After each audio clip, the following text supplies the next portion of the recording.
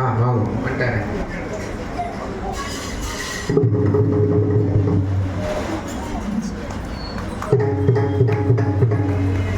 இவெல்லாம் இங்கே வந்து தோப்பேட்டையில் ஐயப்ப சஹஸ்ரநாம குழுன்னு வச்சுட்டு சுவாமியோட சஹஸ்ரநாமத்தை நித்தியப்படி பாராயணம் பண்ணிட்டு இருக்கா.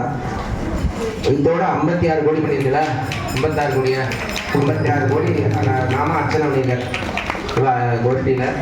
அது மட்டும் இல்லாமல் வர டிசம்பர் மாதம் கோட்டி அர்ச்சனை 2 நாளில் கோட்டி அர்ச்சனை கோம்பேட்டில் பண்ண போகிறா. அதில் எல்லாரும் கலந்துக்கணும். நம்ம எல்லாரும் கலந்துட்டாதான் அதனுடைய ஆனந்தமே. அவசியம் எல்லாருக்கும் பண்ணணும், பிரார்த்தனை பண்ணிக்கிறோம். சர்வமங்கலதாயகரே சரணமையப்பா. ஸ்ரீ குருப்பியோ நம. சுவாமியே சரணமையப்பா. பிரம்மஸ்ரீ வில்லிவாக்கம் விஸ்வநாத சர்மாவை ரொம்ப நல்லா தெரியும். இந்த மகர ஜோதிங்கிற புக்கை சுவாமிகள் சொன்னதை முதல் பிரதை அவர் தான் கையில் வாங்கிட்டார். இது அஷ்டபதி முதல்ல ஒரு கேசட்டாக போடும்போது முதல் கேசட் எனக்கு தான் கொடுத்தார். அயோத்தி அஸ்வமேத மண்டபத்தில் பயங்கர மழை பெய்யும் போது தென்னாம்பூர் நாமகிரி சுவாமிகள் வந்து அங்கே அவர் தான் தலைமையை வைத்தார்.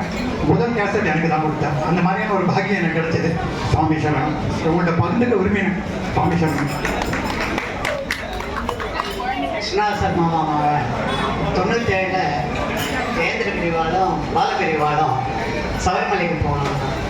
அப்போ இருமுடி கட்டின்னு போகிறதுக்கு என்ன பண்ணணும் போது கர்மாரி மணின்னு என்னோட பசங்க அவர் வந்து கான்பூர் மகாதேவரோட சிஷியர். அவர் வந்து நாங்கள் 9 பேருக்கு இருமுடி கட்டிட்டு விஸ்வநாத சர்மாவை இருமுடி கட்டிட்டு நாங்கள் சபரிமலைக்கு பெரியவா எங்கள் இருமுடி பெரியவா இருமுடி எடுத்துக்க மாட்டா. இந்த ஏஜ்னா நாங்கள் பெரியவா பின்னாடி ஏறி நாங்கள் எடுத்துகிட்டு போன இருமுடியை விஸ்வநாத சர்மாவோட சேர்த்து எடுத்துகிட்டு போன இருமுடியை இது பண்ணால் அப்போ தான் அந்த இதெல்லாம் பற்றி பெரியவாட்டு பேசின்னு வந்தால் அப்போ தான் எனக்கு அதை பற்றி தெரியும். ரைட்டுனால நான் எதுன்னு சொல்ல சாமி சொல்லணும். சரணமையப்பா. அடுத்ததாக சுவாமியோட பிரவரம், கன்னிகாதானம், லக்னாஷ்டகம், மாங்கல்ய தாரணம், அதி சங்கிரகமாக நலங்கு.